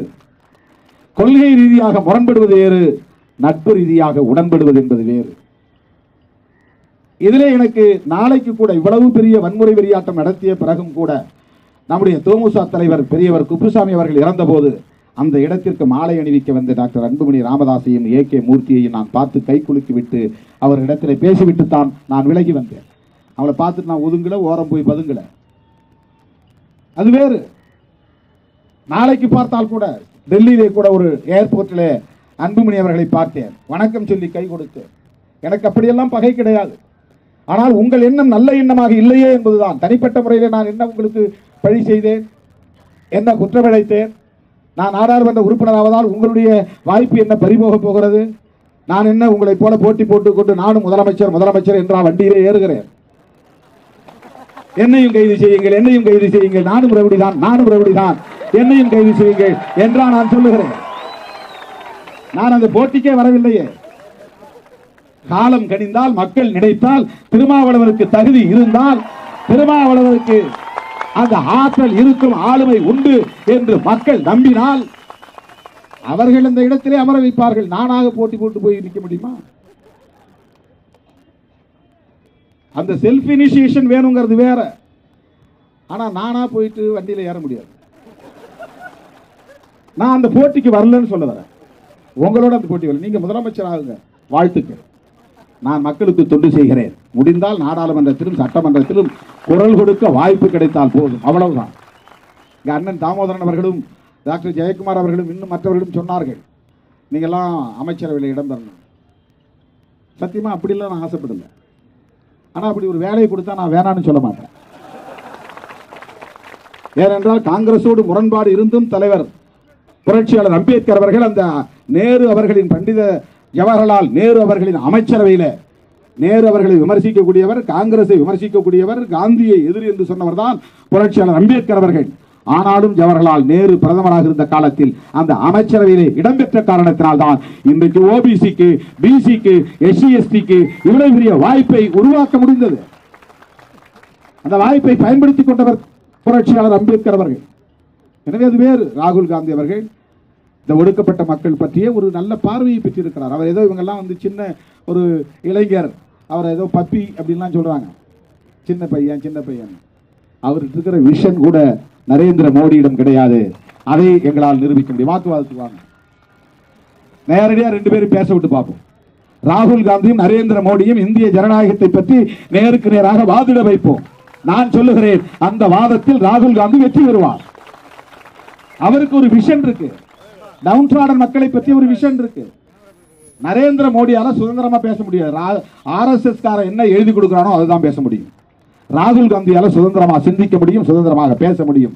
ராகுல் காந்திக்கு தனிப்பட்ட சுதந்திரமான பார்வை இருக்கிறது. நரேந்திர மோடி ஆர்எஸ்எஸ் போன்ற சங் பரிவார் அமைப்பால் இயக்கப்படக்கூடிய ஒரு பப்பெட், ஒரு பொம்மை. அவர் அவங்க சொல்றதா இவர் பேச முடியும். பொருளாதார கொள்கையா இருந்தாலும் சரி, வேற எதுவாக இருந்தாலும் சரி. ராகுல் காந்தி அதே மாதிரி. இன்னைக்கு நான் சொல்றேன், பாட்டாளி மக்கள் கட்சியிலிருந்து உங்க சின்னையாவை அனுப்புங்க, நான் ஒரு ஒன்றிய செயலாளர் அனுப்புறேன். கொள்கையை பற்றி பேசி பார்ப்போம். வாக்குவாதத்துக்காக நீ கல்லால் அடிக்கிற, நான் கல்லால் அடிக்க விரும்பல. நீ கட்டை எடுத்து போடுற, நான் கட்டை எடுத்து போட விரும்பல. நீ ஓட்டு போட விடாம தடுக்கிற, நான் ஓட்டு போட விடாம தடுக்கல. நீ என் ஓட்டை போட்டுக்கிற கள்ள ஓட்டு, நான் கள்ள ஓட்டு போட விரும்பல.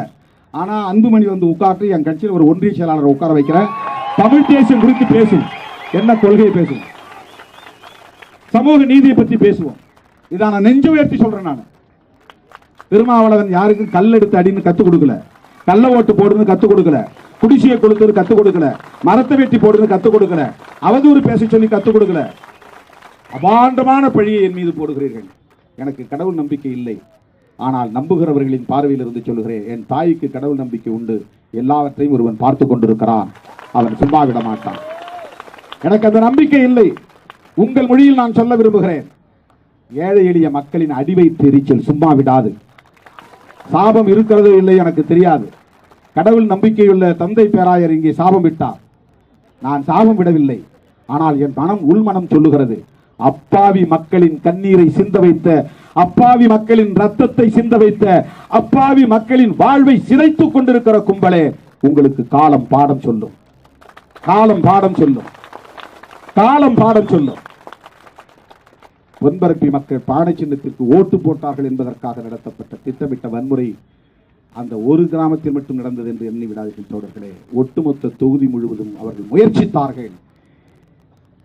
தலைவர் கலைஞர் அவர்களின் அன்பு உடன்பரப்புகள், அண்ணன் தளபதி அவர்களின் அருமை தோழர்கள், வன்னியர் சமூகத்தை சார்ந்த திமுக உடன்பரப்புகள் விழிப்பாக இருந்து கள்ள ஓட்டு போடுவதை தடுத்தார்கள்.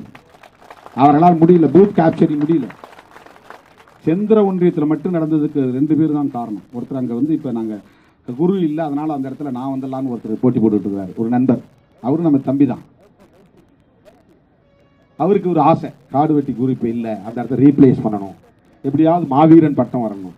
நான் கேட்குறேன், வயிற்றுக்கே கேட்குறேன், அந்த தம்பிக்கிட்ட நான் கேட்குறேன், ஏன் அன்புமணியை மாவீரன் சொல்ல வேண்டியதானே டாக்டர் ராமதாஸ்? அதுலேயும் ஒரு நுட்பமான அரசியல் இருக்குது. காடு வெட்டி குருவை மாவீரன் மாவீரன் உசுப்பேத்த அவர் திருமாவளவன் வந்து ஆண்மை இல்லாதவங்க பேச ஆரம்பிச்சிட்டார். வந்து பார், மோதி பார் அப்படின்னார். நான் ஒரு நாள் அதுக்கு ரிப்ளை பண்ணது, இன்னைக்கு தான் சொல்கிறாங்க. ஒரு நாள் நான் ரிப்ளை பண்ணதில்லை. மஞ்சக்குப்பம் மைதானத்திலே பேசினாங்க. அப்போல்லாம் நான் வந்து நாடறிந்த ஒரு ஆளே கிடையாது, ஒரு பொருட்டே கிடையாது. திருமாவளவன் வா மோதி பார்க்கலாம் அப்படின்னு மஞ்சக்குப்பம் மைதானத்தில் பேசினாங்க. அது ஏன்னா இவர் உசுப்பேற்றி விடுறது. அப்போ தான் அங்கே இருக்கிற தொண்டர்கள் வந்து கைத்தட்டு வாங்கிறதுக்காக, அவன் ஆர்கனைஸ் ஆவாங்கிறதுக்காக. பாவம், நான் தான் சொன்னேன், பாவம் காடு வெட்டி குருவை மாவீரன் மாவீரன் சொல்லியே காலி பண்ணிட்டாங்க. காப்பாற்றிருக்க முடியுமே. எனக்கு ஒரு 50 லட்சம் ரூபாய் செலவு பண்ண முடியாதா அவங்களால? வெளிநாட்டுக்கு கொண்டு போய் சேர்த்துருக்க முடியாதா? நல்ல மருத்துவரை கொண்டு வந்திருக்க முடியாதா? தன்னுடைய மகன் பேசும்போது கைத்தட்டல, குரு பேசும்போது கைத்தட்டுறான். இதே ஒரு ஜெலசி அவங்களுக்கு. டாக்டர் ராமதாஸை விட வன்னியர் சமூகத்திற்கு தலைநிமிர்வு தந்த தலைவர்கள் 2 பேர். என்னைக்காவது டாக்டர் ராமதாஸ் வாயில் வந்திருக்கா? SS ராமசாமி படையாட்சி அவர் பேர் என்னைக்காவது ஒரு மேடையில் சொல்லியிருக்கிறாரா? மாணிக்கவேல் நாயகர் அவர் பேர் என்னைக்காவது மேடையில் அவர் சொல்லியிருக்கிறாரா? சென்னையில் SS ராமசாமி படையாட்சி அவர்களுக்கு திருவுருவச் சிலை நிறுவப்பட்டிருக்கிறது. என்றைக்காவது அந்த சிலைக்கு வந்து அவர் ஒரு நாள் மாலை போட்டார் என்று சான்று உண்டா? இவரெல்லாம் கட்சி தொடங்குறதுக்கு முன்னாடி அவங்க கட்சி தொடங்கினவங்க. உழவர் உழைப்பாளர் கட்சி, அதுதான் SS ராமசாமி படையாட்சி உருவாக்கின கட்சி. காமன்வெல்த் பார்ட்டி, அதுதான் மாணிக்கவேல் நாயகர் உருவாக்கின பார்ட்டி. இவரை விட அதிகமான எண்ணிக்கையில் அவங்க எல்லாம் உறுப்பினர்களாக, சட்டமன்ற உறுப்பினர்களாக இருந்தவங்க 26 பேர்.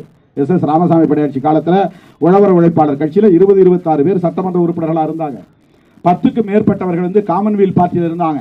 அவங்களாம் ஒரு கட்டத்துக்கு மேலே நாம தனியாக இந்த சமுதாயத்தை என்ன பண்ண போறோம் அப்படின்னு போய் காங்கிரஸில் இணைஞ்சாங்க. காமன்வெல்த் பார்ட்டியும் காங்கிரஸில் இணைஞ்சது, உழவர் உழைப்பாளர் கட்சியும் காங்கிரஸில் இணைஞ்சது. அவங்க எல்லாம் இன்னைக்கு வன்னியர் சமூகமே தலைநிமிர்ந்து நிற்பதற்கு இவர்தான் காரணங்கிற மாதிரி அவங்க நினைச்சுக்கிறாங்க. அவங்களால ஒரே ஒரு நபர் கூட உயிரிழக்க கிடையாது.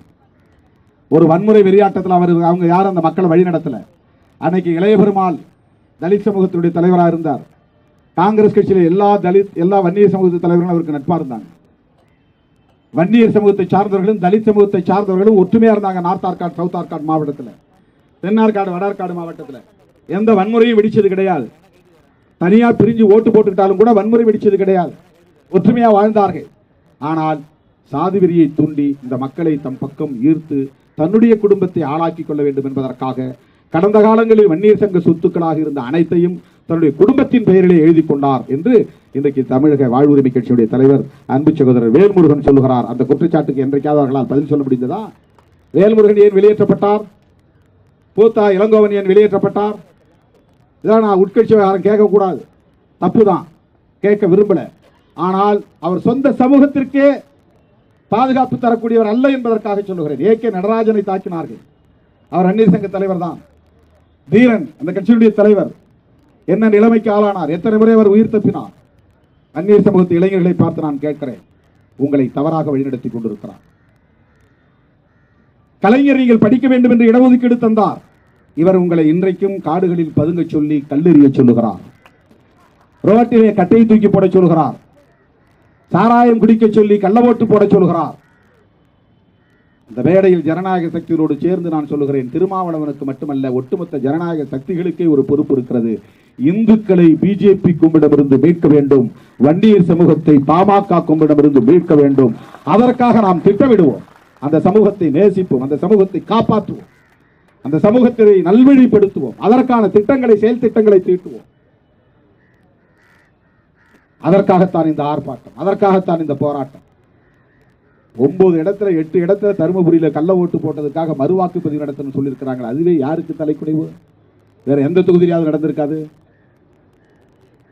அண்ணன் சொன்னாரு, கவிஞர் முத்துமாணிக்கம் அவர்கள் 7 சீட்டு வாங்கின 4 சீட்டு இது வன்னியருக்கு தெரியலையே, 3 தானே தந்திருக்க, அந்த 3ம் காசு உள்ளவங்களுக்கு தான் தந்திருக்கிறீங்க.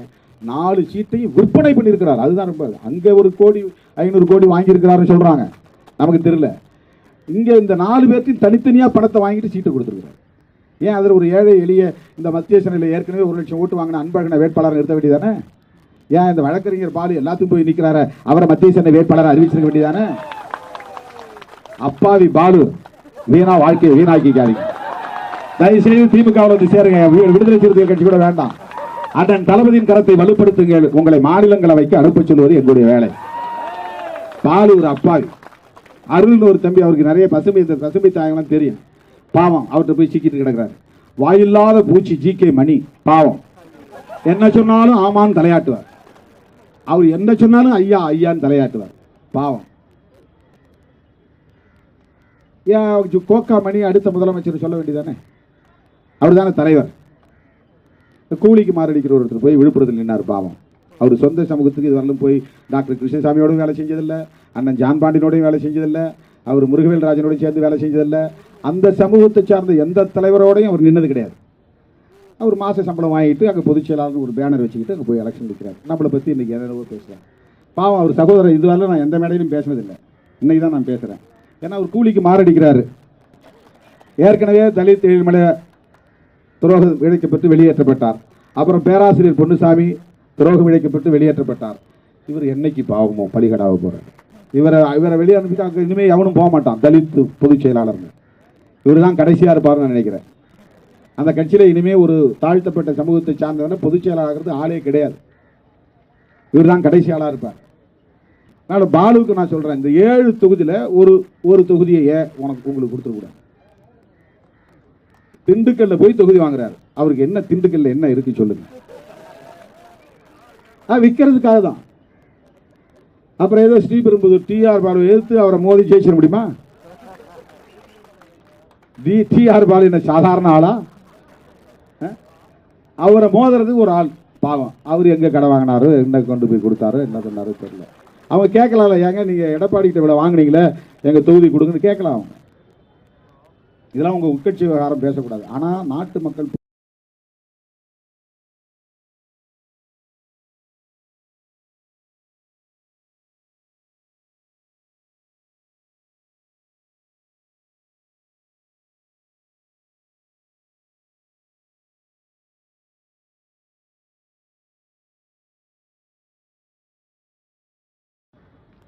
நான் பேசாததை எல்லாம் பேசியதாக சொல்லுகிறார்கள். எந்த காலத்திலும் எந்த சமூகத்து பெண்களையும் நான் இழிவுபடுத்தி பேசியதில்லை. ஆனால் அவர்கள் திரும்ப திரும்ப அந்த குற்றச்சாட்டை வைக்கிறார்கள்.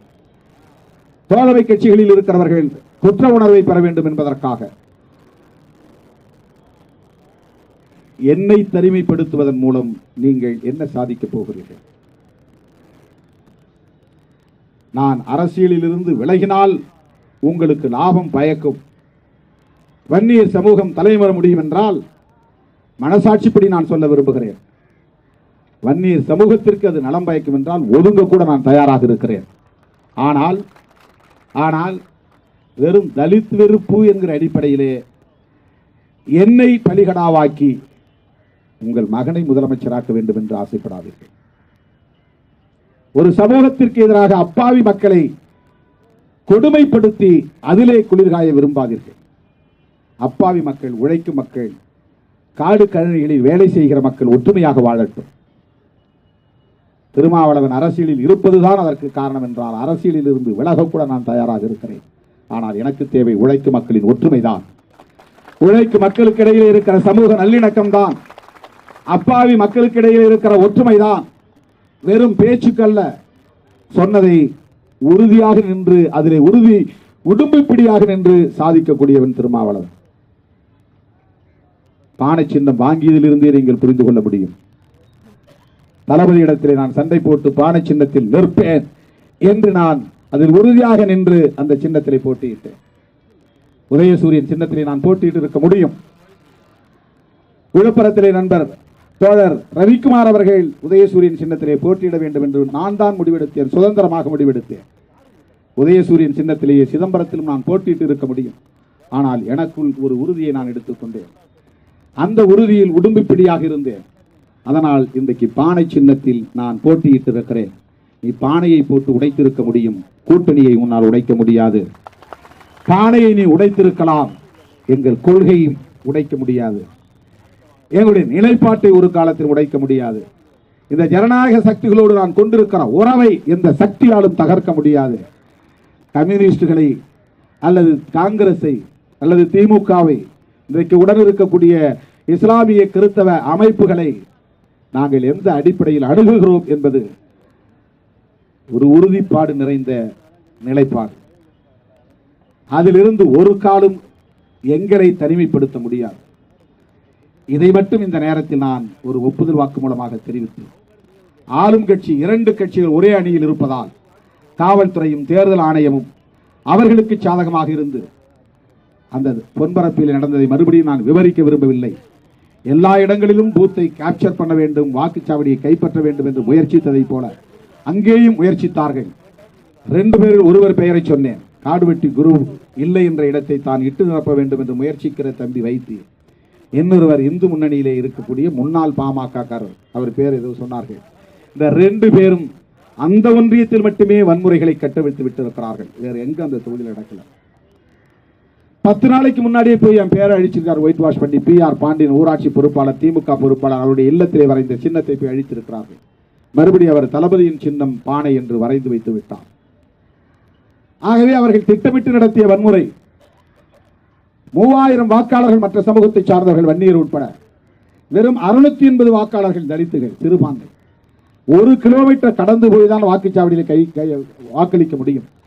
11 மணிக்குள்ள 12 மணிக்குள்ள 300 வாக்குகள் பதிவு செய்யப்பட்டு விட்டன. இதுதான் அவர்களுக்கு ஆத்திரம். ஒரு பெட்டி கடை, அங்கே சாராயம் விற்கிறார்கள். போலீஸில் அடிக்கடி தலித்துகள் புகார் கொடுக்கிறார்கள். அந்த ஆத்திரம் வேறு. அந்த இடத்திலே 4 பேர் 5 பேர் வந்து 2 வீலரிலே ரைஸ் பண்ணி சத்தத்தை எழுப்பி வந்த தலித்துகளிடத்திலே வம்பு இழுத்து குணசீலன் என்கிறவர் போய் கேட்கிறார், நீ உன் சின்னத்துக்கு போடுற, நான் எனக்கு விருப்பமான சின்னத்தில் போடுறேன், நீயே பானையை சின்னத்தை போட்டு உடைக்கிறீங்க என்று கேட்டதற்காக அவரை அடிக்கிறார்கள். அவர் கூட இருந்த அவருடைய பிள்ளைகளோ அல்லது தம்பிகளோ சேர்ந்து திருப்பி அவரை அடிக்கிறார்கள். இதுதான் நடந்தது. இதற்காக 2 நிமிஷத்துக்குள்ள 200 பேர் ஒரு தெருவுக்குள்ளே புகுந்து தாக்குதல் நடத்துகிறார்கள். 1999 சைக்கிள் சின்னத்திற்கு வாக்களித்ததற்காக அந்த தொகுதியவே ரணகலமாக்கினார்கள், தீ வைத்து கொளுத்தினார்கள். 2019 20 ஆண்டுகளுக்கு பிறகு மறுபடியும் பொன்பரப்பியிலே அண்ணன் சுபவி பேசினார். இதுவரையில் டாக்டர் ராமதாஸ் வாயால் உச்சரிக்காத ஒரு பெயர். 100கணக்கான முறை திருமாவளவன் உச்சரித்தது மட்டுமல்ல, ஏராளமான குழந்தைகளுக்கு பெயர் சூட்டியிருக்கிறார். மேடையில் இருக்கிற பலருக்கு அதில் உடன்பாடு இல்லாமல் இருக்கலாம். ஆனால் நான் சொல்லுகிறேன், தமிழரசன் என்கிற பெயர், பொன்பரப்பி தமிழரசன். அவருடைய கருத்திலே நமக்கு முரண்பாடு இருக்கலாம். ஆனால் சாதி ஒழிப்பு தான் உண்மையான தமிழ் தேசியம் என்பதை புரட்சிகரமான பொது உடைமை அரசியல் களத்தில் ஓங்கி உரத்து பேசிய தலைவர். தலித்துகளின் குடியிருப்புகளில் தங்கியவர், அவர்களின் இல்லங்களில் அடைக்கலம் தேடியவர், அவர்கள் இட்ட உணவை உண்டு பசியாறியவர். மீன்சுருட்டியில் மாநாடு நடத்தி சாதி ஒழிப்பின் தேவையும் தமிழ் தேசிய விடுதலையும் என்கிற அறிக்கையை வெளியிட்டவர். புரட்சியாளர் அம்பேத்கரின் கருத்துக்களும் தந்தை பெரியாரின் கருத்துக்களும் என்னை வடிவமைத்தன என்றாலும் கூட எனக்கு ஒரு பார்வையை தந்தது சமூக தளத்தில் தோழர் தமிழரசன், பொன்பரப்பி தமிழரசன். அவர் வன்னியர் சமூகத்தை சார்ந்தவர் என்பதை தான் இங்கே குறிப்பிட்டு சொன்னார் அவர்கள். அந்த தமிழரசனுடைய தாயாரை போய் பார்த்தவன் திருமாவளவன். அவருடைய திருவுருவச் சிலைக்கு போய் வணக்கம் செலுத்தியவன் திருமாவளவன். ஆயிரக்கணக்கான குழந்தைகளுக்கு தமிழரசன் என்று பெயர் சூட்டியவன் திருமாவளவன். தமிழரசன் என்கிற பெயரிலேயே ஒரு திரைப்படம் எடுக்க முயற்சித்து அது பாதியிலேயே நிற்கிறது. அந்த அளவுக்கு அவன் மீது ஒரு மதிப்பை வைத்தவன் திருமாவளவன். வன்னியர் சாதி என்று தமிழரசனை புறந்தள்ளியவன் அல்ல. ஆனால் அவர் ஒரு நாள் கூட மேடையில் புலவர் கலியபெருமாள் பெயரை சொன்னது கிடையாது. புலவர் கலியபெருமாள் தமிழரசனுடைய சக போராளி, தமிழரசனுக்கு குரு. அவர் பெண்ணாடத்தை சார்ந்த சவுந்தர சோழபுரம் வன்னியர் தான். அவருடைய நினைவு நாளை கொண்டாடியவன் திருமாவளவன். அவருடைய மகனை பாண்டிச்சேரியின் முதல் நாடாளுமன்ற தொகுதி வேட்பாளராக சோழன் நம்பியாரை நிறுத்தியவன் திருமாவளவன். யார் சாதி பார்க்கிறான்? யார் மீது அபாண்டமான பழி? எனவே ஒட்டுமொத்த வன்னியர் சமூகத்திற்கும், குறிப்பாக திமுக தொண்டர்களுடைய தோழர்களுடைய பெயரை பிடித்தேன். காங்கிரஸில் இருக்கிற வன்னியர்கள், கம்யூனிஸ்ட் கட்சியில் இருக்கிற வன்னியர்கள், அவர்கள் எல்லாம் சாதியா பார்த்தார்கள், கூட்டணியை பார்த்தார்கள், கொள்கையை பார்த்தார்கள். மோடி வேண்டாம் என்பதில் உறுதியாக இருந்தார்கள். நாடு காப்பாற்றப்பட வேண்டும், ஜனநாயகம் காப்பாற்றப்பட வேண்டும், அரசியலமைப்பு சட்டம் காப்பாற்றப்பட வேண்டும், சிறுபான்மையினரின் நலன் காப்பாற்றப்பட வேண்டும் என்கிற அக்கறையோடு களத்தில் நின்றார்கள். முடிவு எதுவோ வரட்டும், ஆனால் ஜனநாயகம் பிழைக்கட்டும் என்று சொல்லி அங்கே மறு வாக்குப்பதிவு நடத்த வேண்டும் என்று வலியுறுத்தி நம்முடைய அழைப்பை ஏற்று வருகை தந்த தோழமை கட்சி தலைவர்கள் இவ்வளவு நேரம் காத்திருந்து இந்த போராட்டத்தை